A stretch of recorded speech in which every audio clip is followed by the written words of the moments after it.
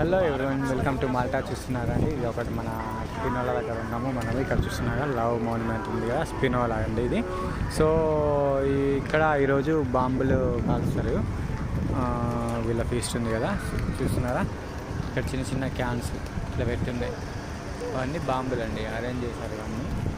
అంటే అది flower park లాంటిది కావచ్చు నాకు తెలిసి.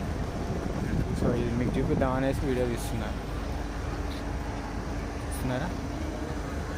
ఇట్లా లైన్గా అట్లా పెట్టేసింది మొత్తం.